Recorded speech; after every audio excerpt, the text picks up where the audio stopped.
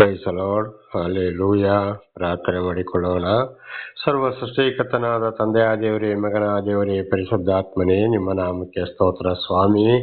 ಈ ದಿವಸವು ಈ ಸಮಯವು ಕೂಡ ನಿಮ್ಮಿಂದ ನೇಮಕವಾದಂತಹ ದಿವಸ ಸಮಯವಾಗಿದೆ. ಅದಕ್ಕಾಗಿ ನಿಮಗೆ ಸ್ತೋತ್ರ. ವಾರದ ಮೊದಲನೆಯ ದಿವಸ, ಮೃತ್ಯುಂಜಯನಾದಂಥ ದಿವಸ ನೀವು ದೇವ, ನಿಮಗೆ ಸ್ತೋತ್ರ. ಆಗ ನಮ್ಮ ಜೀವಿತಕ್ಕೂ ಕೂಡ ಒಂದು ಹೊಸ ಭಾನುವಾರವನ್ನ ಕೊಟ್ಟದಕ್ಕಾಗಿಯೂ ಸ್ತೋತ್ರ.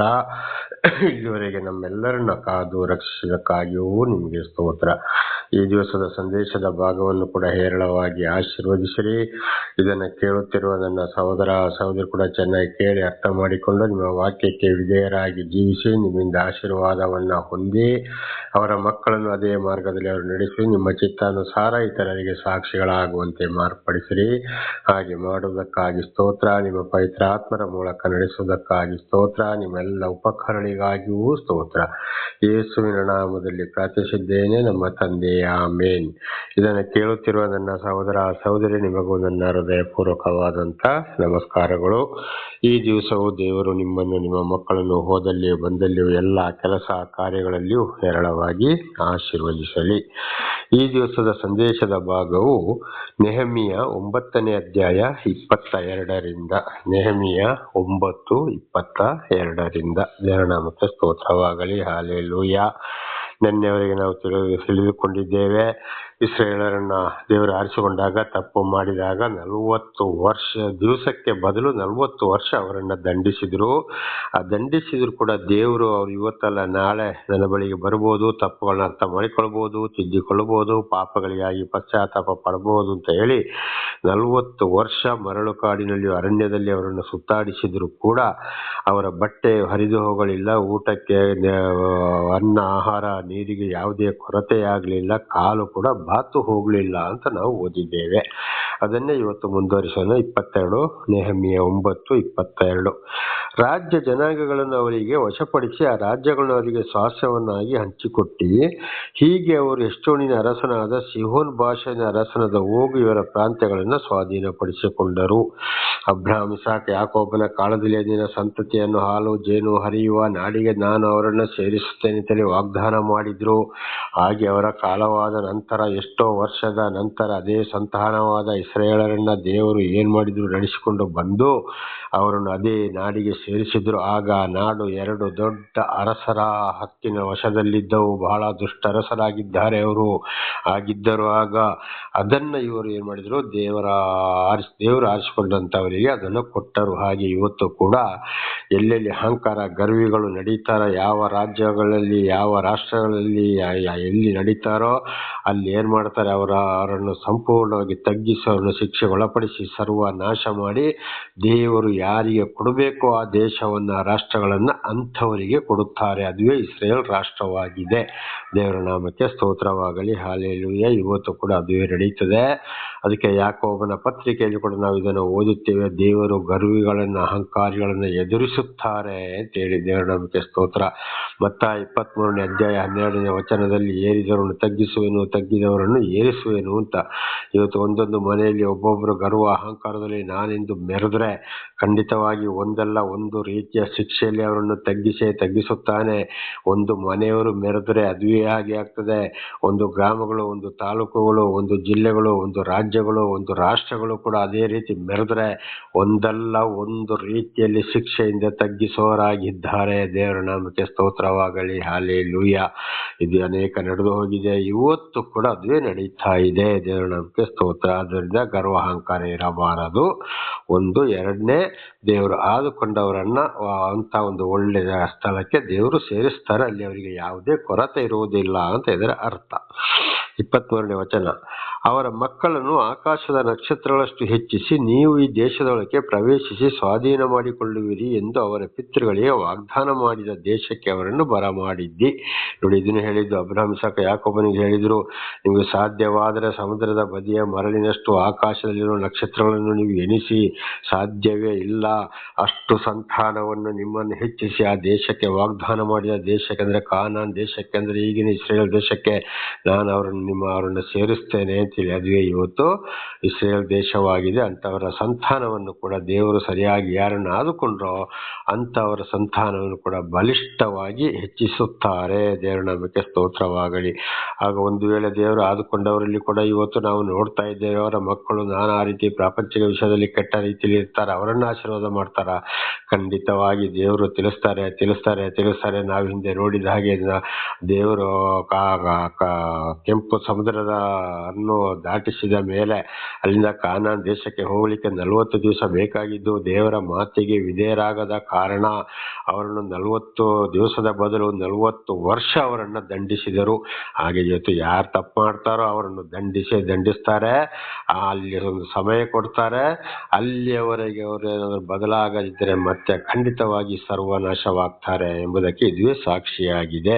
ದೇವರ ನಾಮಕ್ಕೆ ಸ್ತೋತ್ರವಾಗಲಿ. ಹಾಗೆ ಸರಿಯಾಗಿ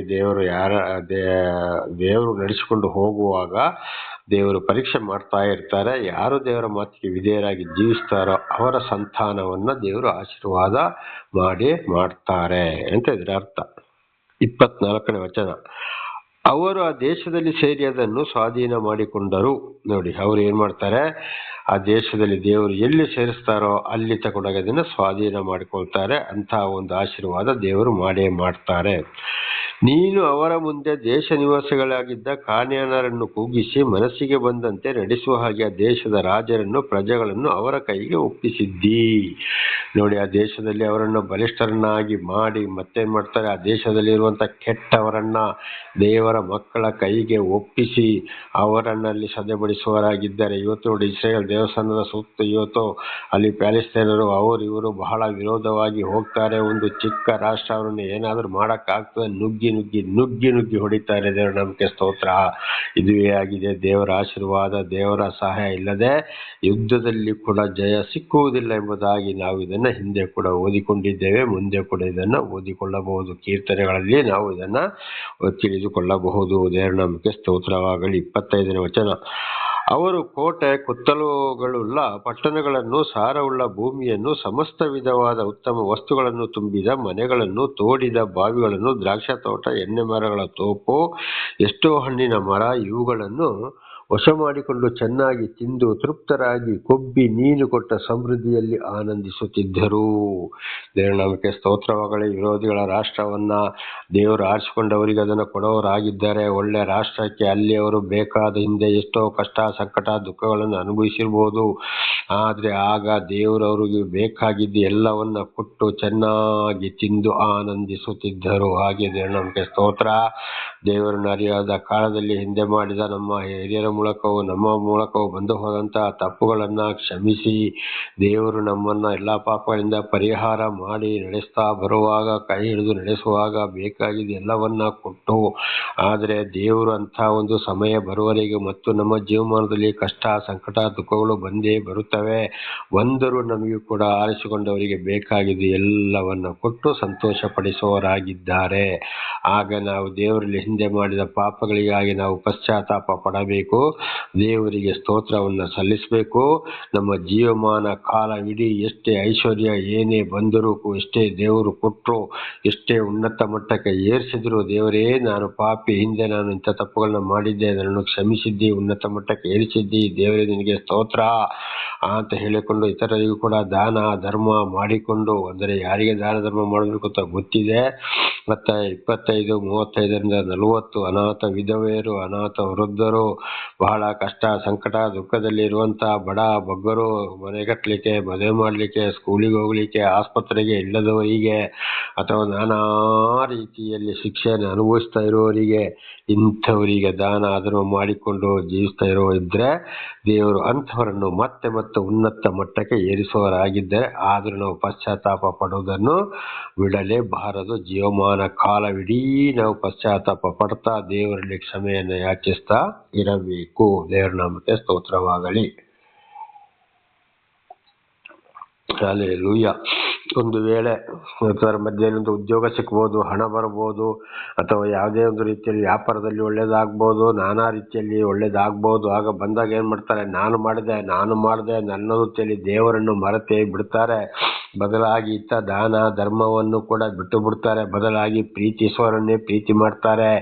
ಆಗ ಒಂದು ಒಳ್ಳೆ ಮನೆಗಳನ್ನ ಕಟ್ಟಿಕೊಂಡ್ರೆ ಅಂತ ಮನೆ ಕಟ್ಟಿಕೊಂಡಿರೋರ್ನೇ ಒಳ್ಳೆ ವಾಹನ ಇರೋರು, ದೊಡ್ಡ ವಾಹನ ಇರೋರು, ಒಳ್ಳೆ ಸ್ಟೈಲ್ ಆಗಿರುವವರು, ಯಾರಲ್ಲಿ ಬೆಳ್ಳಿ ಬಂಗಾರಗಳು ಜಾಸ್ತಿ ಯಾರು ಅಲಂಕಾರವಾಗಿರ್ತಾರೋ ಅಂಥವರನ್ನು ದೇವರನ್ನು ಮರೆತು ಅಂಥವರನ್ನ ಪ್ರೀತಿಸುವವರಾಗಿದ್ದಾರೆ.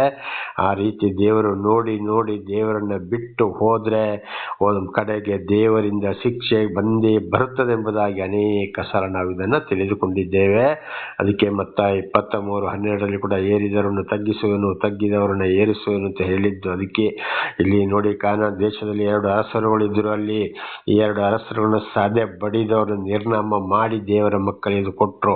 ಹಾಗೆ ಒಂದು ವೇಳೆ ಗರ್ವ ಅಹಂಕಾರ ತುಂಬಿ ಮೆರೆದ್ರೆ ಆ ಮನೆಯನ್ನ ಆ ಸ್ಥಳವನ್ನೇ ಬಿಟ್ಟು ದೇವರು ಬೇರೆ ಇತರರಿಗೆ ಆದುಕೊಂಡು ಅವರಿಗೆ ಕೊಡುವವರಾಗಿದ್ದಾರೆ. ಇದುವೇ ಗರ್ವ. ಇದನ್ನು ನನ್ನ ಸಾಕ್ಷಿಯಲ್ಲಿ ಕೂಡ ನಾನು ಹಿಂದೆ ಬಹಳ ಹೇಳಿದ್ದೇನೆ, ನಡೆದು ಹೋಗಿದೆ, ಈಗಲೂ ಕೂಡ ನಡೀತಲೇ ಇದೆ. ಈಗ ಒಂದು 2 ವರ್ಷದ ಹಿಂದೆ ಇದೇ ವಿಷಯ ಚಿಕ್ಕಬಳ್ಳಾಪುರ ಜಿಲ್ಲೆ ಶಿಡ್ಲಘಟ್ಟ ತಾಲೂಕಿನಲ್ಲಿ ಒಂದು ಕಡೆಗೆ ಒಂದು ಗ್ರಾಮದಲ್ಲಿ ಈ ವಿಷಯ ನಡೆದು ಹೋಯಿತು. ದೇವರ ನಾಮಕ್ಕೆ ಸ್ತೋತ್ರಗಳು. ಸಂಪೂರ್ಣವಾಗಿ ತಗ್ಗಿಸಿದರು ದೇವರು. ಹಾಗೆ ಇವತ್ತು ಅನೇಕರನ್ನ ದೇವರು ತಗ್ಗಿಸೋರಾಗಿದ್ದಾರೆ. ನಮ್ಮನ್ನು ನಾವೇ ಹಾಗೆ ತಗ್ಗಿಸಿಕೊಂಡು ಪಶ್ಚಾತ್ತಾಪ ಪಟ್ಟು ಮುಂದೆ ಸಾಗಬೇಕಾಗಿದೆ. ದೇವರ ನಾಮಕ್ಕೆ ಸ್ತೋತ್ರ. 26ನೇ ವಚನ. ಆಗ ಅವರು ನಿನಗೆ ಅವಿಧೇಯರಾಗಿ ತಿರುಗಿ ಬಿದ್ದು ನಿನ್ನ ಧರ್ಮೋಪದೇಶವನ್ನು ಉಲ್ಲಂಘಿಸಿ ತಮ್ಮನ್ನು ಎಚ್ಚರಿಸುವುದಕ್ಕೂ ನಿನ್ನ ಕಡೆಗೆ ತಿರುಗಿಸುವುದಕ್ಕೂ ಪ್ರಯತ್ನಿಸುತ್ತಿದ್ದ ನಿನ್ನ ಪ್ರವಾದಿಗಳನ್ನು ಕೊಂದು ಹಾಕಿ ನಿನ್ನನ್ನು ಅಸಡ್ಡೆ ಮಾಡಿದರು. ನೋಡಿದ್ರೆ, ಇದನ್ನೇ ಹೇಳಿದ್ದು ಇಲ್ಲಿ ಬರೆದಿದೆ ಅಂತ ನನಗೆ ಗೊತ್ತೇ ಇಲ್ಲ. ದೇವರ ನಮಗೆ ಸ್ತೋತ್ರಗಳು. ಇದನ್ನು ಬಾಯಲ್ಲಿ ಅದು ಹಾಗೆ ಬಂದು ಹೋಯಿತು ತನ್ನಾಲೆ. ಈ ರೀತಿ ಹೆಚ್ಚಿಸಿಕೊಂಡ್ರೆ ದೇವರು ಸರ್ವನಾಶ ಮಾಡ್ತಾರೆ, ಶಿಕ್ಷೆ ಒಳಪಡಿಸ್ತಾರೆ ಅಂತ 26ನೇ ವಚನ ಓದಿದಾಗಲೇ ನನಗೆ ಅರ್ಥ ಆಯ್ತು. ದೇವರ ನಮಗೆ ಸ್ತೋತ್ರಗಳು. ದೇವರು ಮೊದಲೇ ಮಾತನಾಡಿದರು. ಅನೇಕ ಇವರಿಗೆ ಗರ್ವ ಅಹಂಕಾರ ಆಸ್ತಿ ಪಾಸ್ತಿ ಬಂತು. ದೇವರ ಆಶೀರ್ವಾದವನ್ನ ನೋಡಿ ದೇವರನ್ನು ಮರೆತು ವಾಕ್ಯವನ್ನು ಅಸಡ್ಡೆ ಮಾಡಿ ಬುದ್ಧಿವಾದ ಹೇಳಿದವರನ್ನು, ಹೇಳ್ತಾ ಇರೋರನ್ನು, ಎಚ್ಚರಿಸಿದವ್ರನ್ನ ಅವರು ಮತ್ತೆ ಅಲ್ಲಿ ಏನ್ ಮಾಡಿದ್ರು, ಅಲ್ಲಿ ಕೊಂದು ಹಾಕಿ ದೇವರನ್ನು ಅಸಡ್ಡೆ ಮಾಡಿದ್ರು. ಹಾಗೆ ಇವತ್ತು ಅನೇಕರು ಏನ್ ಮಾಡ್ತಾ ಇದ್ದಾರೆ, ಹಿಂದಿನಿಂದ ಬಂದ ದಾರಿಯನ್ನ ಮರೆತು ಅನೇಕ ಇವತ್ತು ಪಾಸ್ಟರ್ಗಳು, ಫಾದರ್ಗಳು, ಗುರುಜಿಗಳು, ಸ್ವಾಮೀಜಿಗಳು, ಮಠಾಧೀಶರು, ಬ್ರಾಹ್ಮಣರು ಅಂತೆಲ್ಲ ಹೇಳಿಕೊಂಡು ತನ್ನನ್ನು ತಾನೇ ಏರಿಸಿಕೊಂಡು ಬಡವರ ಬಗ್ಗೆ ಯೋಚನೆ ಇಲ್ಲ. ಹಿಂದೆ ಯಾವ ರೀತಿಯಲ್ಲಿ ಬಿದ್ದಿದ್ದೋ, ಎಲ್ಲಿಂದ ಬಂದೆ, ಎಲ್ಲಿಂದ ಆಯ್ತು, ಯಾರು ಸರ್ವ ಸೃಷ್ಟಿಕರ್ತ ಯಾರು, ಸೂರ್ಯ ಚಂದ್ರ ನಕ್ಷತ್ರ ಗುಡುಗು ಮಳೆಯನ್ನು ಮಂಜನ್ನು ಕೊಟ್ಟು ಭೂಮಿಯ ಕೆಳಗೆ ನೀರು ಬೇಕಾದಂಥದನ್ನ ಮನುಷ್ಯನಿಗೆ ಇಟ್ಟು ಅದನ್ನು ಮೇಲೆ ಬರಮಾಡಿದಂಥವ್ರು ಯಾರು, ಇದು ಯಾರದ್ದು, ನಮ್ಮದು ಏನು ಅಂತ ತಿಳಿದ್ರು ಕೂಡ ಕಡೆಗೆ ಏನ್ ಮಾಡ್ತಾರೆ, ಐಶ್ವರ್ಯ ಬರುವಾಗ ದೇವರನ್ನ ಬಿಟ್ಟು ದೂರ ಹೋಗ್ತಾರೆ. ನನ್ನದು ಲೋಕದ ನಾಶವಾಗುವ ಸೈತಾನನ ಜೀವನವನ್ನು ಹಿಡಿದುಕೊಳ್ತಾರೆ. ಸೈತಾನನ ಆಡಳಿತ, ಸೈತಾನನನ್ನ ವಿಗ್ರಹದನೆ, ಮಾಟ, ಮಾಯ, ಮಂತ್ರ, ಜ್ಯೋತಿಷ ತೆಗೆದುಕೊಂಡು ನಾನಾ ತರದ 10 ದಶಾಜ್ಞೆಗಳಿಗೆ ವಿರುದ್ಧವಾಗಿ ನಡೆದುಕೊಳ್ತಾರೆ.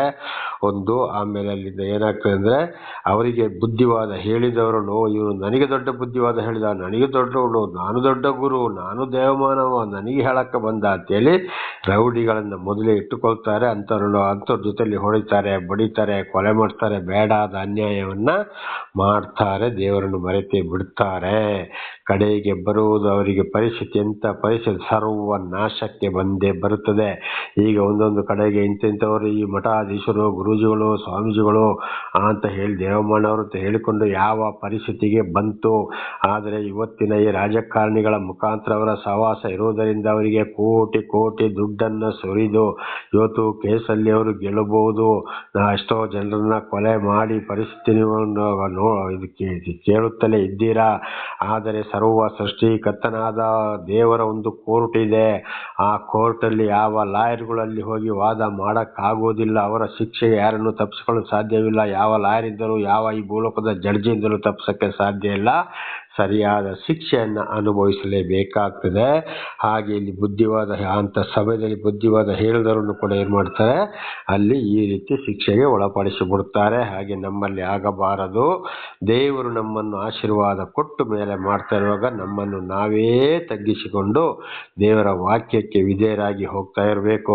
ಇವತ್ತು ನಮ್ಮಲ್ಲಿ ಕೂಡ ಏನು ಮಾಡ್ತಾರೆ, ಒಂದು ಹಬ್ಬ ಇಲ್ಲಿ ಯೆಶಾಯ 1ನೇ ಅಧ್ಯಾಯದಲ್ಲಿ ನೋಡುವಾಗ ಹಬ್ಬ, ಹುಣ್ಣಿಮೆ, ಸಬ್ಬತ್ ಕೂಟ, ಉತ್ಸವ ಕೂಟ, ನನಗೆಲ್ಲ ಇದು ಸಹಿಸಲಾರದ ಬೇಸರ, ಇದೆಲ್ಲ ಮಾಡಿ ಅಂತ ಯಾರು ಹೇಳಿದ್ರು ಅಂತೇಳಿ ಕೇಳಿದ, ನೀವು ಹಾಗೆ ನಿಮ್ಮ ಉತ್ಸವ ದಿನಗಳನ್ನ ಮಾಡಿಕೊಂಡು ನೀವು ಈ ರೀತಿ ಹಬ್ಬ, ಹುಣ್ಣಿಮೆ, ಜಾತ್ರೆ ಮಾಡಿಕೊಂಡ್ರೆ ಕೈ ಎತ್ತಿ ಪ್ರಾರ್ಥಿಸಿದರೆ ನಿಮ್ಮ ಕೈಯನ್ನು ನೋಡೋದಿಲ್ಲ, ಪ್ರಾರ್ಥನೆಯನ್ನು ಕಿವಿಗೊಟ್ಟು ಕೇಳೋದಿಲ್ಲ, ಸಹಿಸಲಾರದ ಬೇಸರ, ನಿಮ್ಮ ಕೈಗಳು ರಕ್ತಸಿಕ್ತವಾಗಿದೆ, ಕೈಗಳನ್ನು ತೊಳೆದುಕೊಳ್ಳಿರಿ, ನಿಮ್ಮ ದುಷ್ಕೃತ್ಯಗಳನ್ನು ನನ್ನ ಕಣ್ಣಿನ ಮುಂದೆ ತೊಲಗಿಸಿರಿ, ಇಂಥ ಅನಾಥರಿಗೆ ವಿಧವೆಯರಿಗೆ ನ್ಯಾಯ ತೀರಿಸಿ, ಬಡ ಬಗ್ಗರಿಗೆ ದಾನ ಧರ್ಮ ಮಾಡಿ ಎಂಬುದಾಗಿ ಯೆಶಾಯ 1ನೇ ಅಧ್ಯಾಯ 1ರಿಂದ 17ರವರೆಗೆ ಬಹಳ ಚೆನ್ನಾಗಿ ಅಲ್ಲಿ ಬರೆಯಲ್ಪಟ್ಟಿದೆ.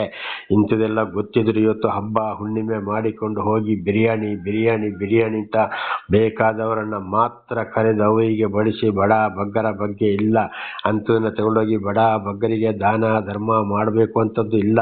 ಒಂದೊಂದು ಮದುವೆ ವಿಚಾರದಲ್ಲಿ ಎಷ್ಟೋ ಲಕ್ಷ ಖರ್ಚು ಮಾಡ್ತಾರೆ, ಅದನ್ನೇ ಇವತ್ತು ಏನು ಮಾಡ್ತಾರೆ, ತಗೊಂಡೋಗಿ ಬಡ ಬಗ್ಗರಿಗೆ ಅಲ್ಲಿ ಕೂಡ ದಾನ ಧರ್ಮ ಮಾಡೋದೇ ಇಲ್ಲ, ಯಾವುದೇ ಇಲ್ಲ. ಬೇಕಾದವರಾಗಿ ಅವರಾಗಿದ್ದವ್ರನ್ನ ಕರೆಸಿ ಬಹಳ ಡೆಕೋರೇಷನ್ ಮಾಡಿ ಆನಂದ ಮಾಡಿ ಮದುವೆ ಅದು ಇದು ಅದಲ್ಲದೆ ಬರ್ತ್ಡೇ ಮಾಡಿಕೊಂಡು ಮದುವೆ ದಿವಸವನ್ನು ನಾನಾ ರೀತಿ ಖರ್ಚು ಮಾಡ್ತಾರೆ. ಬಡವರ ಬಗ್ಗೆ ಅವರ ಯೋಚನೆಯೇ ಇಲ್ಲ. ಹಾಗಿರುವಾಗ ಇದುವೇ ಬರೋದು ದೇವರ ಶಿಕ್ಷೆ. ಇಂಥದ್ದು ಮಾಡಕ್ಕೆ ಹೋಗಬಾರ್ದು. ದೇವರನ್ನ ಅಸಡ್ಡೆ ಮಾಡುವಂಥದ್ದು, ಪ್ರವಾದಿಗಳನ್ನ ಅಸಡ್ಡೆ ಮಾಡುವಂಥದ್ದು ಕೂಡ ಇವತ್ತು ಅಸಡ್ಡೆ ಮಾಡುವವರಾಗಿದ್ದಾರೆ. ಹಾಗೆ ಈ ರೀತಿ ದೇವರನ್ನ ಉನ್ನತ ಸ್ಥಾನಕ್ಕೆ ಬರುವಾಗ ದೇವರನ್ನು ಮರೆತು ವಾಕ್ಯಕ್ಕೆ ವಿಧೇಯರಾಗದಿದ್ರೆ ಬಹಳ ಶಿಕ್ಷೆಯನ್ನ ಅನುಭವಿಸಬೇಕಾಗ್ತದೆ. ಹಿಂದೆ ಕೂಡ ಆಗಾಗ ನಾವು ಇದನ್ನ ತಿಳಿದುಕೊಂಡಿದ್ದೇವೆ.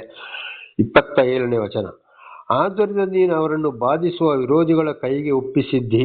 ನೋಡಿ ಕಡೆಗೆ ಏನ್ ಮಾಡ್ತಾರಂತೆ, ಈ ರೀತಿ ದೇವರ ವಾಕ್ಯಕ್ಕೆ ಅವಿಧೇಯರಾಗಿ ವಿರೋಧವಾಗಿ ಯಾರು ನಡ್ಕೊಳ್ತಾರ ಅವರನ್ನು ಮತ್ತೆ ದೇವರು ಅವರಿಗೆ ಶಿಕ್ಷೆ ಕೊಡುವ ಅವರಿಗಿಂತ ಬಲಾಢ್ಯರಾದವರ ಕೈಗೆ ಅಂದ್ರೆ ಅಂತ ವಿರೋಧಿಗಳ ಕೈಗೆ ಒಪ್ಪಿಸ್ತಾರೆ. ಅಂದ್ರೆ ಅಲ್ಲಿ ಏನಾಗ್ತದೆ, ರೌಡಿಗಳ ಕೈಗೆ ಅಲ್ಲಿ ಒಪ್ಪಿಸ್ತಾರೆ ಅಂತ ಇದರ ಅರ್ಥವಾಗಿದೆ. ಅವರು ಜಗಳಾಡಿ ಹೊಡೆದಾಡಿಕೊಂಡು ಮಾಡಿಕೊಂಡು ಶಿಕ್ಷೆಯನ್ನು ಅನುಭವಿಸಲೇ ಬೇಕು. ಆಗ ದೇವರು ಏನ್ ಮಾಡ್ತಾನೆ, ಅಲ್ಲಿ ಎಷ್ಟೇ ಇವರು ಕೂಗಿದ್ರೋ ಮೊರೆ ಇಟ್ಟರು ಕೂಡ ದೇವರು ಆ ಪ್ರಾರ್ಥನೆಯನ್ನ ಕಣ್ಣು ಕೇಳೋದಿಲ್ಲ. ಕೈ ಎತ್ತಿ ಪ್ರಾರ್ಥಿಸಿದರೆ ಕೈಯನ್ನು ಕೂಡ ನೋಡೋರು ಅಲ್ಲ. ವಿರೋಧಿಗಳ ಕೈಗೆ ಒಪ್ಪಿಸ್ತಾರೆ. ಅಲ್ಲಿ ಕಷ್ಟ ಸಂಕಟ ದುಃಖ ಇತರರ ಕೈಯಲ್ಲಿ ಹತರಾಗಬೇಕಂದ್ರೆ ಕೆಟ್ಟವರ ಕೈಗೆ ಒಪ್ಪಿಸ್ತಾರೆ. ಮತ್ತೆ ಅವರು ಏನ್ ಮಾಡ್ತಾರೆ, ಸಂಪೂರ್ಣವಾಗಿ ಅವರಿಂದ ಶಿಕ್ಷೆಯನ್ನು ಅನುಭವಿಸಬೇಕಾಗ್ತದೆ.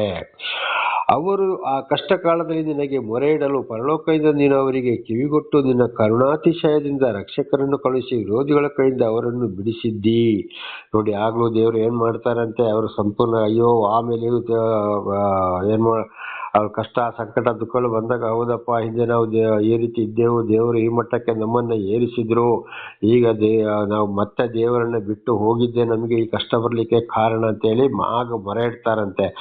ಆಗ್ಲೂ ದೇವರಲ್ಲಿ ಏನ್ ಮಾಡ್ತಾರೆ, ಅವರನ್ನ ರಕ್ಷಿಸ್ತಾರೆ, ಕ್ಷಮಿಸ್ತಾರೆ. ದೇವ್ರ ನಮಗೆ ಸ್ತೋತ್ರವಾಗಲಿ. ಅದು ಆಗ್ಲೇ ಹೇಳಿದ ಹಾಗೆ 40 ದಿವಸದ ಬದಲು 40 ವರ್ಷ ದಂಡಿಸಿ ಆದ್ರೆ ಇನ್ನಾದ್ರೂ ನನ್ನ ಬಳಿಗೆ ಬರ್ತಾರಂತೇಳಿ ಪ್ರೀತಿಯಲ್ಲಿ ದಂಡಿಸ್ತಾರೆ.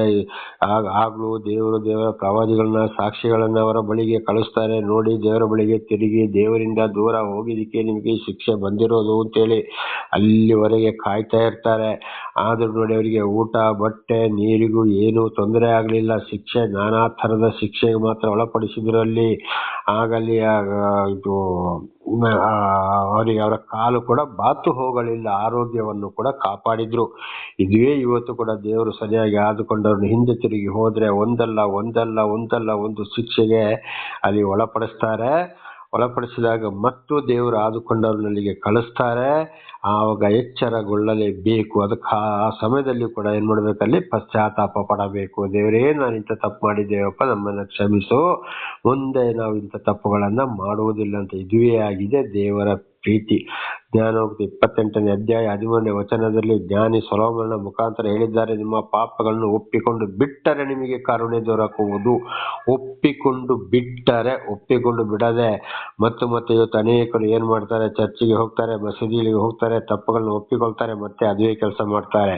ಖಂಡಿತವಾಗಿ ದೇವರಿಂದ ಆಶೀರ್ವಾದ ಸಿಕ್ಕಲು ಸಾಧ್ಯವಿಲ್ಲ. ವಿರೋಧಿಗಳಿಗೆ ಹೊಡೆದಾಟ, ಬಡದಾಟ, ರಕ್ತ, ಹೆಣಗಳು ಕೂಡ ಅಲ್ಲಿ ಬೀಳ್ತವೆ. ಹೆತ್ತ ತಂದೆಯ ದೋಷಫಲ 3-4 ಮಕ್ಕಳ ತಲೆಮಾರಿಗೆ. ಯೆರೆಮೀಯ 15ನೇ ಅಧ್ಯಾಯದಲ್ಲಿ ದೇವರು ಮಾಡಿದ ಪಾಪಗಳಿಗಾಗಿ ಅವರ ಮಕ್ಕಳ ಹೆಣಗಳು ಬೀಳ್ತವೆ. ಆ ಮಕ್ಕಳ ಹೆಣಗಳನ್ನ ನೋಡಿ ಆ ಹೆಣದ ಮೇಲೆ ಕಣ್ಣೀರು ಬೀಳಬೇಕಂತೆ, ಅಲ್ಲಿ ಅಯ್ಯೋ ಅಂತ ಗೋಲಾಡ್ಬೇಕಂತೆ. ತಾಯಿಯ ಪಾಪ ಅಳಿದು ಹೋಗದಿರಲಿ. ನೋಡಿ, ಮಾಡಿದಂತ ಪಾಪಗಳು ಮಕ್ಕಳ ಮೇಲೆ ಕೂಡ ಅಲ್ಲಿ ಏನಾಗ್ತದೆ, ಮಾಡಿದ ಪಾಪ ತಟ್ಟುತ್ತದೆ ಅಂತ ಹೇಳುವಂಥದಕ್ಕೆ ಇದೇ ಒಂದು ಉದಾಹರಣೆಯಾಗಿದೆ. ಆದರೂ ದೇವರು ಕ್ಷಮಿಸ್ತಾರೆ. ಆಮೇಲೆ ಗೊತ್ತಾದಾಗ, ತಿಳಿಯಪಡಿಸಿದಾಗ ಪಶ್ಚಾತ್ತಾಪ ಪಟ್ಟು ಮುಂದೆ ಪಾಪವನ್ನು ಮಾಡದೆ ಇರಬೇಕು. ದೇವರ ನಾಮಕ್ಕೆ ಸ್ತೋತ್ರವಾಗಲಿ. ದೇವರು ಪ್ರೀತಿ ಕರುಣೆ ಉಳ್ಳ ದೇವರಾಗಿದ್ದಾರೆ. ಒಂದೇ ಸಲ ಯಾರನ್ನು ನಾಶ ಮಾಡೋರಲ್ಲ, ಶಿಕ್ಷೆಗೆ ಒಳಪಡಿಸುವವರು ಅಲ್ಲ. ಸಮಯ ಕೊಟ್ಟು ನೋಡ್ತಾರೆ. ಮಾತು ಕೇಳದ ಹೋದ್ರೆ ಸರಿಯಾದ ಒಂದು ಶಿಕ್ಷೆಗೆ ಒಳಪಡಬೇಕಾಗ್ತದೆ. 28ನೇ ವಚನ, ಉಪಶಮನವನ್ನು ಪಡೆದ ಮೇಲೆ ಅವರು ತಿರುಗಿ ದ್ರೋಹಿಗಳಾಗಿ ನಡೆಯುತ್ತಿರುವುದನ್ನು ನೀನು ಕಂಡು ಅವರ ಮೇಲೆ ದೊರೆತನ ನಡೆಸತಕ್ಕ ವೈರಿಗಳ ಕೈಗೆ ಅವರನ್ನು ಒಪ್ಪಿಸಿದ್ದಿ. ನೋಡಿ, ಅಂತ ಸಮಯದಲ್ಲಿ ದೇವರು ಆರಿಸಿಕೊಂಡವರನ್ನ ಕಳಿಸ್ತಾರೆ, ತಿಳಿಸ್ತಾರೆ. ಅವರು ಒಪ್ಪಿಕೊಂಡು ಏನ್ ಮಾಡ್ತಾರೆ, ಆಗ ಮತ್ತೊಮ್ಮೆ ಒಪ್ಪಿಕೊಳ್ತಾರೆ. ಮತ್ತೆ ಪುನಃ ಏನ್ ಮಾಡ್ತಾರೆ, ಅವರು ಅಲ್ಲಿ ವಿರೋಧಿಗಳ ಗರ್ವ ಅಹಂಕಾರದಿಂದ ದೇವರು ಸ್ವಲ್ಪ ಅವರಿಗೆ ಲೂಸ್ ಬಿಡ್ತಾರೆ. ಮತ್ತೆ ಅವರು ಗರ್ವ ಅಹಂಕಾರದಲ್ಲಿ ನಡೆಯುತ್ತಾರೆ. ಆಗ ಅವರನ್ನು ಏನ್ ಮಾಡ್ತಾರೆ, ಮತ್ತೆ ಮೊದಲಿಗಿಂತಲೂ ಕಠಿಣವಾಗಿ ವಿರೋಧಿಗಳ ಕೈಗೆ ಒಪ್ಪಿಸ್ತಾರೆ. ಅಲ್ಲಿ ಕೆಟ್ಟವರ ಸವಾಸ ಬರ್ತದೆ. ಹೊಡೆದಾಟ, ಬಡದಾಟ, ಮದ್ಯಪಾನ, ಧೂಮಪಾನ, ಜಗಳಗಳು, ಕೋರ್ಟು ಕಚೇರಿ, ನಾನಾ ಥರದ ಶಿಕ್ಷೆಗೆ ಒಳಗಾಗಬೇಕಾಗ್ತದೆ ಮತ್ತೆ ಕೂಡ. ಆಗ ಅವರು ಪಶ್ಚಾತ್ತಾಪ ಪಟ್ಟು ಕೂಗಿಕೊಳ್ಳಲು ಪರಲೋಕದಿಂದ ನೀನು ಅವರನ್ನು ಕೇಳಿ ನಿನ್ನ ಕರುಣಾತಿಶಯದಿಂದ ಅವರನ್ನು ಅನೇಕ ವರ್ತಿ ರಕ್ಷಿಸಿ ಅಲ್ಲಿ ಏನ್ ಮಾಡ್ತಾರೆ ನೋಡಿ, ಮತ್ತೆ ಪುನಃ ಅವರು ಮೊರೆ ಇಡ್ತಾರಂತೆ. ನೋಡಿ, ಒಂದ್ಸಲ ಇದು 2ನೇ ಸಲ ಮತ್ತು ಅನೇಕ ಅಯ್ಯೋ ದೇವರು ಮತ್ತೆ ಮೊರೆ ಇಡ್ತಾರಲ್ಲ ಅಂತೇಳಿ ಪರಲೋಕದಿಂದ ಅವರ ಕೂಗಾಟ, ನರಳಾಟವನ್ನ ನೋಡಿ ಮತ್ತು ಅಲ್ಲಿ ರಕ್ಷಿಸ್ತಾರೆ. ದೇವರು ಇನ್ನಾದ್ರೂ ನನ್ನ ಬಳಿಗೆ ಬಂದಾರ ನೋಡ ಅಂತ ಮತ್ತೊಂದು ಅವಕಾಶವನ್ನ ಕೊಡ್ತಾರೆ. ನನ್ನ ಧರ್ಮೋಪದೇಶಕ್ಕೆ ಪುನಃ ಮನಗೊಟ್ಟು ಬನ್ನಿರಿ ಎಂದು ಎಷ್ಟೋ ಖಂಡಿತವಾಗಿ ಎಚ್ಚರಿಸಿದ್ದಿ. ಮತ್ತು ದೇವರನ್ನು ಆದುಕೊಂಡವ್ರನ್ನಲ್ಲಿ ಕಳಿಸ್ತಾರೆ. ಅವರು ಹೇಳ್ತಾರೆ, ದಯವಿಟ್ಟು ಬಿಟ್ಟು ಬನ್ನಿ, ದೇವರು ನಿಮ್ಮನ್ನು ಕರೆದಿದ್ದಾರೆ, ಆರಿಸಿಕೊಂಡಿದ್ದಾರೆ. ನೀವು ಮಾಡಿದ ತಪ್ಪಿಗಳಿಗಾಗಿ ನಿಮ್ಗೆ ಶಿಕ್ಷೆ 1 ಸಲ ಆಯ್ತು, 2 ಸಲ ಆಯ್ತು, 3 ಸಲ ಆಯ್ತು, ಈಗಲಾದ್ರೂ ತಿಳಿಕೊಳ್ಳಿ, ದೇವರು ಖಂಡಿತವಾಗಿ ನಿಮ್ಮನ್ನು ರಕ್ಷಿಸ್ತಾರೆ. ಇಲ್ಲದ್ರೆ ನೀವು ಮಾಡಿದ ಪಾಪಗಳು ನಿಮ್ಮ 3-4 ಮಕ್ಕಳ ತಲೆಮಾರಿ ಕೂಡ ಬರ್ತದೆ, ಬಹಳ ಶಿಕ್ಷೆ ಅನುಭವಿಸ್ಬೇಕಾಗ್ತದೆ ಅಂತೇಳಿ 10 ದಶಾಜ್ಞೆಗಳನ್ನು ಕೂಡ ಖಂಡಿತವಾಗಿ ಒಂದು ಚೂರು ಮುಲಾಜಿಲ್ಲದೆ ಎಚ್ಚರಿಸುತ್ತಾರೆ ದೇವರಿಂದ ಆಯ್ಕೆಗೊಂಡಂತ ಸೇವಕರುಗಳು. ಇದು ಕೂಡ ಒಂದು ದೇವರ ಪ್ರೀತಿಯಾಗಿದೆ. ಆದರೂ ಅವರು ಲಾಲಿಸದೆ ಗರ್ವಿಗಳು, ನಿನ್ನ ಆಜ್ಞೆಗಳಿಗೆ ಅವಿಧೇಯರು ಆದರೂ ಕೈಗೊಳ್ಳುವ ಮನುಷ್ಯನಿಗೆ ಜೀವಧಾರವಾಗಿರುವ ನಿನ್ನ ವಿಧಿ ನ್ಯಾಯಗಳನ್ನು ಮೀರಿ ಪಾಪ ಮಾಡಿ ಹೆಗಲು ಕೊಡದೆ ಮೊಂಡು ಬಿದ್ದು ನಿನ್ನ ಮಾತನ್ನು ಕೇಳದೆ ಹೋದರು. ಆದರೂ ಮತ್ತೆ ಏನ್ ಮಾಡ್ತಾರೆ, ಅವರು ಬಹಳ ಗರ್ವ ಅಹಂಕಾರಗಳಿಂದ ಮತ್ತೆ ದೇವರ ವಾಕ್ಯಗಳನ್ನು ಅವರು ಕಿವಿಗೊಡುವುದಿಲ್ಲ. ಕಷ್ಟ ಕಾಲದಲ್ಲಿ ಮಾತ್ರ ಮೊರೆ ಇಡುತ್ತಾರೆ. ಮತ್ತೆ ತಿರುಗಿ ಅದೇ ಪರಿಸ್ಥಿತಿಗೆ ಹೋಗ್ತಾರೆ, ಹೃದಯವನ್ನ ಮೊಂಡು ಮಾಡ್ಕೊಳ್ತಾರೆ. ಇವತ್ತು ನಾನಿರುವ ಸ್ಥಳದಲ್ಲಿ ಕೂಡ ದೇವರ ಒಬ್ಬನ ಮಗಳನ್ನ ಆದುಕೊಂಡು ಮಗಳ ಮೂಲಕ ದರ್ಶನ ಕೊಟ್ಟು ಅದ್ಭುತ ಕಾರ್ಯಗಳನ್ನ ಮಾಡಿ ಇವತ್ತು ಆ ಹುಡುಗಿಯ ಒಂದು ತಂದೆಯ ಪರಿಸ್ಥಿತಿ, ತಾಯಿಯ ಪರಿಸ್ಥಿತಿ ಇದುವೇ ಆಗಿದೆ. ಯಾವ ರೀತಿ ಮಾಡಿದ ಕೆಲಸಗಳು ಒಳ್ಳೆಯದಾಗಿ ಬರ್ತಾ ಇಲ್ಲ, ಶಾಂತಿ ಇಲ್ಲ, ಸಮಾಧಾನ ಇಲ್ಲ, ಊಟಕ್ಕಿಲ್ಲ, ಪರಿಸ್ಥಿತಿಗಳು ಬೇಡ, ವಿರೋಧಿಗಳ ಹತ್ರ ಸೇರಿಕೊಂಡು ಅಯ್ಯೋ ನಾನಾ ಥರದ ಲೋಕದ ವಿಷಯಗಳು, ಕೆಟ್ಟ ವಿಷಯಗಳು, ಬಹಳ ಒಂದು ಶಿಕ್ಷೆಗೆ ಒಳಪಟ್ಟಿದ್ದಾರೆ. ಎಷ್ಟು ಹೇಳಿದ್ರು ಕೂಡ ಕೇಳಲಿಲ್ಲ. ನಾನು ಬೇಕಾದಷ್ಟು ಹೇಳಿ ಕಡೆಗೆ ನನಗೆ ವಿರುದ್ಧವಾಗಿ ತಿರುಗಿಬಿದ್ದರು. ಈಗ ನಾನು ಹೇಳುವುದನ್ನೇ ಬಿಟ್ಟಿದ್ದೇನೆ. ಆದರೂ ಒಂದೊಂದ್ಸಲ ಅವಕಾಶ ಸಿಕ್ಕಿದಾಗ, ದೇವರ ಮನಸ್ಸು ಕೊಟ್ಟಾಗ, ಸಮಯ ಕೊಟ್ಟಾಗ ಆದರೂ ಒಂದೊಂದು ವಿಷಯವನ್ನ ತಿಳಿಸುವನಾಗಿದ್ದೇನೆ. ದೇವರ ನಾಮಕ್ಕೆ ಸ್ತೋತ್ರ. ಇಂಥವರು ಬಹಳ ಇದ್ದಾರೆ. ಆದರೆ ಖಂಡಿತವಾಗಿ ನಾವು ಹೀಗೆ ಆಗಬಾರದು. ನಾವು ಮಾತ್ರ ಶಿಕ್ಷೆಗೆ ಒಳಪಟ್ಟು ಸಾಯುವುದು, ನರಕಕ್ಕೆ ಹೋಗುವುದಲ್ಲದೆ ಮಕ್ಕಳನ್ನು ಕೂಡ ನಾವು ದಬ್ಬಿ ಬಿಡುತ್ತೇವೆ ಅದೇ ಶಿಕ್ಷೆಗೆ. ಹೆತ್ತ ತಂದೆಯ ದೋಷ ಫಲ 3-4 ಮಕ್ಕಳ ತಲೆಮಾರಿಗೆ. ತಾಯಿಯ ಪಾಪ ಅಳಿದು ಹೋಗದಿರಲಿ, ಹಿಂದಿನಿಂದಲೇ ನಾವು ತಿಳಿದುಕೊಂಡು ಬಂದಿದ್ದೇವೆ. ಆದ್ದರಿಂದ ನನ್ನ ಸಹೋದರ ಸಹೋದರಿಯೇ ಬಹಳ ಎಚ್ಚರವಾಗಿರಬೇಕು. ಸರ್ವ ಸೃಷ್ಟಿಕರ್ತನಾದ ದೇವರು ಆ ಪರಮಾತ್ಮ ಭಗವಂತ ಯೇಸು ಕ್ರಿಸ್ತನ ಅಲ್ಲಾಹ್ ಅಕ್ಬರ್ ಅಂದ್ರೆ ಒಬ್ಬರೇ ಆಗಿದ್ದಾರೆ. ನಾಮ ಹಲವು, ಒಂದೊಂದು ಗ್ರಂಥಗಳಲ್ಲಿ ಒಂದೊಂದು ಹೆಸರುಗಳು, ಬೇರೆ ಬೇರೆ ಹೆಸರುಗಳು ಕೂಡ ಇರಬಹುದು. ಆದರೆ ಸೃಷ್ಟಿಕರ್ತನಾದ ದೇವರು ಒಬ್ಬನೇ. ಶಿಕ್ಷೆಗೆ ಮಾತ್ರ ಖಂಡಿತವಾದ ಕೋಪಕ್ಕೆ ಗುರಿಯಾದರೆ ಅದು ತಣ್ಣಗೆ ಮಾಡೋರು ಯಾರು ಇಲ್ಲ. ದೇವರ ನಾಮಕ್ಕೆ ಸ್ತೋತ್ರವಾಗಲಿ. 30ನೇ ವಚನ. ನೀನು ಅನೇಕ ವರ್ಷಗಳ ತನಕ ಅವರ ವಿಷಯದಲ್ಲಿ ತಾಳಿಕೊಂಡು ಪ್ರವಾದಿಗಳ ಮುಖಾಂತರ ಮಾತಾಡುತ್ತಿದ್ದ ನಿನ್ನ ಆತ್ಮನಿಂದ ಅವರನ್ನು ಎಷ್ಟು ಎಚ್ಚರಿಸಿದ್ದರೂ ಅವರು ಕಿವಿಗೊಡದೆ ಹೋದ ಮೇಲೆ ನೀನು ಅವರನ್ನು ಅನ್ಯ ದೇಶಗಳ ಕೈಗೆ ಒಪ್ಪಿಸಿಬಿಟ್ಟೆ. ದೇವರ ನಾಮಕ್ಕೆ ಸ್ತೋತ್ರವಾಗಲಿ. ನೋಡಿ, ಅಲ್ಲಿ ಮತ್ತೆ ಪುನಃ ಈ ಎಜ್ರನು ಹೇಳ್ತಾ ಇದ್ದಾನೆ, ಎಜ್ರನು ಮತ್ತು ನೇಹಮೀಯನು ನೀನು ಎಷ್ಟೇ ಮಾಡಿದ್ರು, ಎಷ್ಟೇ ತಿಳಿಸಿದ್ರು ನಿನ್ನ ಆತ್ಮರನ್ನು ಕಳಿಸಿದ್ದೀರಿ. ಅಂದರೆ ದೇವರು ಆರಿಸಿಕೊಂಡವರ ಆತ್ಮದ ಮೂಲಕ ನೀನು ಅವರ ಹತ್ರ ಮಾತನಾಡಿದ್ದೀರಿ, ಪವಿತ್ರ ಆತ್ಮನ ಮೂಲಕ. ಏನೇ ಆದರೂ ನಿನ್ನ ಮಾತನ್ನು ಅವರು ಕೇಳಲಿಲ್ಲ. ನಿನ್ನ ಸಾಕ್ಷಿಗಳನ್ನು ಕಳಿಸಿಕೊಟ್ಟೆ, ಆದರೂ ಅವರನ್ನು ಅನ್ಯ ದೇಶಗಳ ಕೈಗೆ ಒಪ್ಪಿಸಿಬಿಟ್ಟೆ. ಅಂದರೆ ಅನ್ಯ ದೇಶಕ್ಕೆ. ಹಾಗೆ ಇವತ್ತು ಒಂದು ರಾಷ್ಟ್ರಗಳವರು ಕೂಡ ರಾಷ್ಟ್ರಗಳು ಯುದ್ಧ ನಡೆದಾಗ ಗರ್ವ ಅಹಂಕಾರದಲ್ಲಿ ಬೆರೀತಾವೋ ಆ ರಾಷ್ಟ್ರಗಳನ್ನು ಇನ್ನೊಬ್ಬರು ವಶಪಡಿಸಿಕೊಳ್ಳುವವರಾಗಿದ್ದಾರೆ. ದೇವರ ನಾಮಕ್ಕೆ ಸ್ತೋತ್ರವಾಗಲಿ. ಸಂಪೂರ್ಣವಾಗಿ ನಾಶ ಮಾಡೋರು ಆಗಿದ್ದಾರೆ. ಅಂತ ಜನಗಳನ್ನು ಕೂಡ ವಿರೋಧಿ ರಾಷ್ಟ್ರಗಳ ಕೈಗೆ ಒಪ್ಪಿಸಿ ಬಿಡ್ತಾರೆ. ಆದ್ದರಿಂದ ಬಹಳ ಎಚ್ಚರವಾಗಿರಬೇಕು. ಇದಕ್ಕಾಗಿ ಕೂಡ ಒಂದು ವೇಳೆ ನಮ್ಮ ಜೀವಿತದಲ್ಲಿ ಕೂಡ ನಾವು ತಪ್ಪಿ ಹೋಗಿದ್ದರೆ ಖಂಡಿತವಾಗಿಯೂ ಅದಕ್ಕಾಗಿ ನಾವು ಅಂಥವರ ಸವಾಸವನ್ನೇ ಬಿಟ್ಟು ಪ್ರತಿ ದಿವಸ ಪಶ್ಚಾತ್ತಾಪ ಪಟ್ಟು ನಾವು ದೇವರಲ್ಲಿ ಕ್ಷಮೆ ಯಾಚಿಸ್ತಾ ಪ್ರತಿ ಒಂದು ಕೆಲಸ ಕಾರ್ಯಗಳು, ಮಾತಾಡುವ ಮಾತು, ಕುಡಿಯೋದು, ತಿನ್ನೋದು, ಪ್ರತಿಯೊಂದು ಯಾವುದಪ್ಪ ದೇವರಿಗೆ ವಿರುದ್ಧವಾಗಿ ಅಂತೇಳಿ ದೇವರ ಆತ್ಮನಿಂದ ಯಾರು ನಡೆಯುತ್ತಾರೋ, ದೇವರ ಆತ್ಮನಿಂದ ದೇವರು ಯಾರನ್ನ ನಡೆಸ್ತಾರೋ, ಯಾರು ಖಂಡಿತ ಬೋಧನೆ ಮಾಡ್ತಾರೋ, ಗದರಿಸ್ತಾರೋ, ಎಚ್ಚರಿಸ್ತಾರೋ ಪ್ರತಿ ಒಂದು ವಿಷಯವನ್ನು ಅಂಥವರ ಮೂಲಕ ಕೇಳಿ ತಿಳಿದುಕೊಂಡು ಅಲ್ಲಿ ಮುಂದೆ ನಡೆದರೆ ಖಂಡಿತವಾಗಿ ದೇವರು ಆಶೀರ್ವಾದ ಮಾಡೋರಾಗಿದ್ದಾರೆ. ಅದು ಬಿಟ್ಟು ಅಯ್ಯೋ ನನಗೆ ಆಸ್ತಿವಂತ ಅಷ್ಟು ದುಡಿತೇನೆ, ಇಷ್ಟು ದುಡಿತೇನೆ, ಆಗಿದ್ದೇವೆ ಹೀಗಿದ್ದೇವೆ ಅಂತೇಳಿ ಇತರರನ್ನು ನೋಡಿಕೊಂಡು ಲೋಕದ ವಿಷಯದ ಮೇಲೆ ಹೋಗಿ ಗರ್ವ ಅಹಂಕಾರ ಹಠಗಳು ಬಂದು ಖಂಡಿತವಾಗಿ ದೇವರಿಂದ ದೂರ ಹೋದರೆ ನಮ್ಮ ಆಸ್ತಿ ಪಾಸ್ತಿ, ಅಂಥವರ ಆಸ್ತಿ ಪಾಸ್ತಿ ಮನೆಗಳು ಅನ್ಯರ ಕೈಗೆ ಹೋಗುವುದರಲ್ಲಿ ಯಾವುದೇ ಸಂಶಯವಿಲ್ಲ. ಇದು ಹಿಂದೆ ಕೂಡ ಕೊಡಗು ಜಿಲ್ಲೆಯಲ್ಲಿ ಒಂದು ಕ್ರಿಶ್ಚಿಯನ್ ಕುಟುಂಬದ 230 ಎಕರೆ ತೋಟ ಇದ್ದವರು ಕಡೆಗೆ ಸಂಪೂರ್ಣವಾಗಿ ಇನ್ನೊಬ್ಬರ ಕಲ್ಲಿ ಕೂಲಿ ಕೆಲಸ ಮಾಡಿ ಸಂಪೂರ್ಣವಾಗಿ ಆತ್ಮಹತ್ಯೆ ಮಾಡಿಕೊಂಡು ಕೂಡ ಸತ್ತು ಹೋದಂಥ ಉದಾಹರಣೆಗಳಿವೆ. ಇದು ನನಗೆ ಗೊತ್ತಿರುವಂಥ ವಿಷಯ. ಅನೇಕ ವಿಷಯಗಳು ಕೂಡ ಈಗ ಅದುವೇ ಇದೆ. ಎಲ್ಲ ರೀತಿಯಲ್ಲೂ ಬಹಳ ಎಚ್ಚರವಾಗಿರಬೇಕು. 31ನೇ ವಚನ.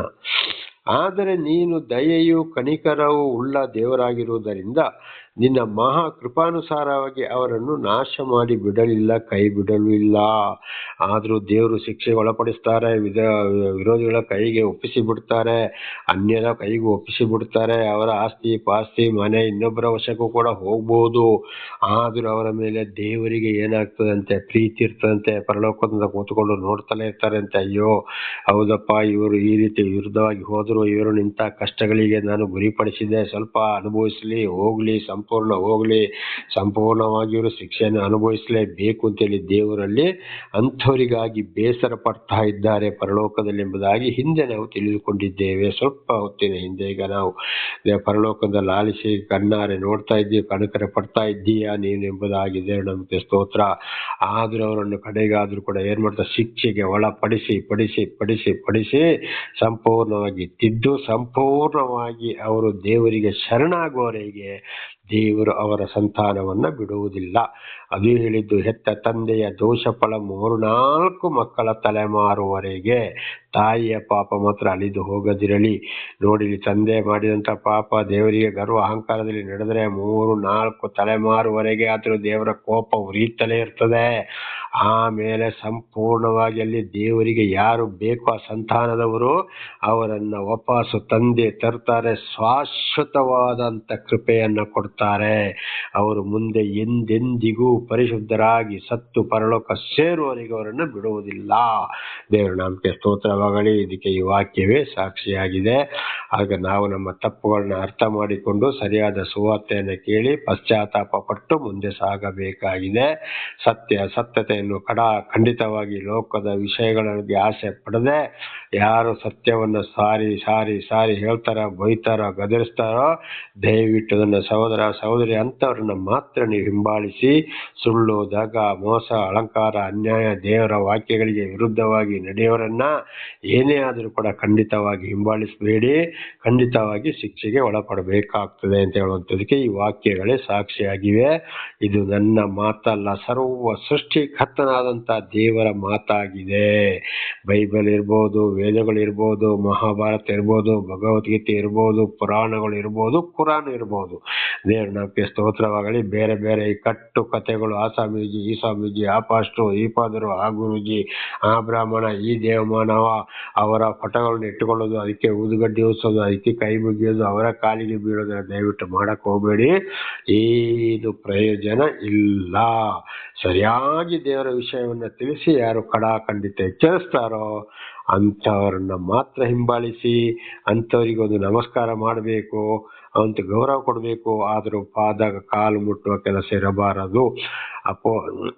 ಅಪೊಸ್ತಲರ ಕೃತ್ಯದಲ್ಲಿ ಪ್ರಕಟಣೆ ಗ್ರಂಥದಲ್ಲಿ ನೋಡುವಾಗ ದೇವರ ದೂತನ ಕಾಲಿಗೆ ಅಪೊಸ್ತಲರು ಬೀಳಕ್ಕೆ ಹೋದರು. ಯೋಹಾನ ಬೀಳಕ್ಕೆ ಹೋದಾಗ, ಅಯ್ಯೋ ನನ್ನ ಕಾಲಿಗೆ ನೀನು ಬೀಳಬೇಡ, ದೇವರ ಪಾದಪೀಠವಾದ ಭೂಮಿಗೆ ನೀನು ಬೀಳು, ಅದು ದೇವರ ಪಾದಪೀಠವಾಗಿದೆ, ನಮ್ಮ ಕಾಲಿಗೆ ನೀನು ಬೀಳಬೇಡ, ನಾನು ನಿನ್ನ ಹಾಗೆ ಒಂದು ಸೇವಕತ ಕೂಡ ದೇವರ ದೂತರು ಹೇಳಿದರು. ಯಾರಿಗೆ? ಯೋಹಾನನಿಗೆ. ಮತ್ತು ಅಪೊಸ್ತಲರ ಕೃತ್ಯದಲ್ಲಿ ಕೂಡ ನಾವು ಇದನ್ನೇ ಓದುತ್ತೇವೆ. ಹಾಗಿರುವಾಗ ನಾವು ಅವನು ಎಂಥವನೇ ಆಗಿರಲಿ ಪಾದಕ್ಕೆ ಬೀಳಕ್ಕೆ ಹೋಗಬಾರದು. ದೇವರ ನಾಮಕ್ಕೆ ಸ್ತೋತ್ರವಾಗಲಿ. ಯಾರ ಹತ್ರನೂ ತಲೆಬಾಗಿ ನನಗೆ ಪ್ರಾರ್ಥಿಸು, ಅಲ್ಲಿ ನೋವು, ಇಲ್ಲಿ ನೋವು, ಆ ಕೈಕಾಲು ನೋವು, ಈ ಕೈಗಳು, ಏನು ಪ್ರಯೋಜನ ಬರುವುದಿಲ್ಲ. ಒಳ್ಳೆಯವರಾದರೆ ನೀ ದೇವರಲ್ಲಿ ಪ್ರಾರ್ಥಿಸು. ಇಂಥಲ್ಲಿಗೆ ತಪ್ಪು ಮಾಡಿದ್ದೀಯ, ನಿನ್ನ ಪ್ರಾರ್ಥನೆಗೆ ದೇವರು ಉತ್ತರ ಕೊಡ್ತಾರೆ, ನೀನು ಈ ರೀತಿ ನಡ್ಕೋ, ನನ್ನ ಪಾದ ಸೇವೆ ಮಾಡೋಕ್ಕೆ ಬರಬೇಡ, ನಾನು ನಿನ್ನ ತಲೆ ಮೇಲೆ ಕೈ ಇಟ್ಟು ಏನು ಪ್ರಯೋಜನ ಇಲ್ಲ ಅಂತೇಳಿ ಒಳ್ಳೆ ಸೇವಕರಾದ ಈ ರೀತಿ ಮಾಡ್ತಾರೆ. ದೇವರ ನಾಮಕ್ಕೆ ಸ್ತೋತ್ರವಾಗಲಿ. ಹಲ್ಲೆಲೂಯಾ.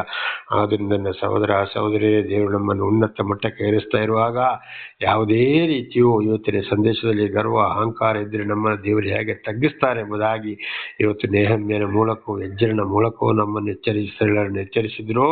ಹಾಗೆ ಇವತ್ತು ದೇವರು ನಮ್ಮನ್ನು ಕೂಡ ವಾಕ್ಯದ ಮೂಲಕ ಎಚ್ಚರಿಸ್ತಾರೆ. ಪಶ್ಚಾತ್ತಾಪ ಪಟ್ಟು ಮುಂದೆ ಆಶೀರ್ವಾದ ಹೊಂದಿ ಜೀವಿಸಿ ಮಕ್ಕಳಿಗೂ ಕೂಡ ದೇವರ ಆಶೀರ್ವಾದ ಇರುವ ಹಾಗೆ ನಡೆದುಕೊಳ್ಳುವುದು ಬಹಳ ಉತ್ತಮ. ನಾಳೆಗೂ ಮುಂದುವರಿಯುವುದು. ಪ್ರಾರ್ಥನೆ ಮಾಡಿಕೊಳ್ಳೋಣ. ಸರ್ವ ಸೃಷ್ಟಿಕರ್ತನಾದ ತಂದೆಯ ದೇವರೇ, ಮಗನ ದೇವರೇ, ಪರಿಶುದ್ಧಾತ್ಮನೇ, ನಿಮ್ಮ ನಾಮಕ್ಕೆ ಸ್ತೋತ್ರ. ಸ್ವಾಮಿ, ಇವತ್ತಿನ ಸಂದೇಶವನ್ನು ನನ್ನ ಸಹೋದರಿಗೆ ತಿಳಿಸಲು ನೀವು ಆಶೀರ್ವಾದ ಮಾಡಿದ್ದೀರಿ. ಅದೇ ಪ್ರಕಾರ ನಾನು ಕೂಡ ಹೆಚ್ಚೆಚ್ಚಾಗಿ ತಿಳಿದುಕೊಳ್ಳುವಂತೆ ಮಾಡಿದಕ್ಕಾಗಿ ಸ್ತೋತ್ರ. ನಾನು ಮತ್ತಿದನ್ನು ಕೇಳುತ್ತಿರುವವರೆಲ್ಲರೂ ಏನಾದರೂ ತಪ್ಪಿ ಹೋಗಿರುತ್ತೇವೆ ಸ್ವಾಮಿ, ದಯವಿಟ್ಟು ಕ್ಷಮಿಸಿ. ನಿಮ್ಮಿಂದಲೇ ಪಾಪ ಪರಿಹಾರ, ನಿಮ್ಮಿಂದಲೇ ರಕ್ಷಣೆ. ಇಲ್ಲಿವರೆಗೆ ಮಣ್ಣಿಗೆ ಮಣ್ಣಾಗಿ ಧೂಳಿಗೆ ಧೂಳಾಗಿ ಹೋಗುವಂತ ನನ್ನನ್ನು ಎಬ್ಬಿಸಿ ನಿಲ್ಲಿಸಿ ನಿಮ್ಮ ಸಾಕ್ಷಿಯನ್ನಾಗಿಯೂ ಬೋಧಕನನ್ನಾಗಿಯೂ ಮಾರ್ಪಡಿಸಿದಕ್ಕಾಗಿ ಸ್ತೋತ್ರ. ಇದನ್ನು ಕೇಳುತ್ತಿರೋರನ್ನು ಕೂಡ ನನ್ನಿಂದಲೂ ಹೆಚ್ಚಾಗಿ ಅವರನ್ನು ಆಶೀರ್ವದಿಸಿರಿ ಸ್ವಾಮಿ. ಅವರ ಮಕ್ಕಳೆಲ್ಲರೂ ನಿಮ್ಮ ಸಾಕ್ಷಿಗಳಾಗುವಂತೆ ಮಾರ್ಪಡಿಸಿರಿ. ಹಾಗೆ ಮಾಡುವುದಕ್ಕಾಗಿ ಸ್ತೋತ್ರ. ನಿಮ್ಮೆಲ್ಲ ಉಪಕಾರಗಳಿಗಾಗಿ ಕೃತಜ್ಞತಾ ವಂದನೆಗಳು. ಯೇಸುವಿನ ನಾಮದಲ್ಲಿ ಪ್ರಾರ್ಥಿಸಿದ್ದೇನೆ ನಮ್ಮ ತಂದೆ, ಆಮೇನ್. ಇದನ್ನು ಕೇಳುತ್ತಿರುವ ನನ್ನ ಸಹೋದರಿ, ನಿಮಗೂ ನನ್ನ ಹೃದಯಪೂರ್ವಕವಾದಂತಹ ಧನ್ಯವಾದಗಳು. ದೇವರು ನಿಮ್ಮನ್ನು, ನಿಮ್ಮ ಮಕ್ಕಳನ್ನು ಕೂಡ ಎಲ್ಲಾ ರೀತಿಯಲ್ಲಿ ಹೇರಳವಾಗಿ ಆಶೀರ್ವದಿಸಲಿ. ಒಳ್ಳೆ ಬುದ್ಧಿ, ಜ್ಞಾನ, ತಿಳುವಳಿಕೆ, ಶಾಂತಿ, ಸಮಾಧಾನ, ವಿಶೇಷವಾದ ಜ್ಞಾನವನ್ನು ಕೊಟ್ಟು ವಾಕ್ಯಕ್ಕೆ ವಿಧೇಯರಾಗಿ ಜೀವಿಸಿ ಆಶೀರ್ವಾದ ಹೊಂದಿ ಇತರರಿಗೆ ದಾನ ಧರ್ಮ ಮಾಡಿ ಧರ್ಮ ನಿಧಿಯಾಗಿ ಮಾರ್ಪಡಿಸಲಿ, ಹೇರಳವಾಗಿ ಆಶೀರ್ವದಿಸಲಿ. ಆಮೇನ್.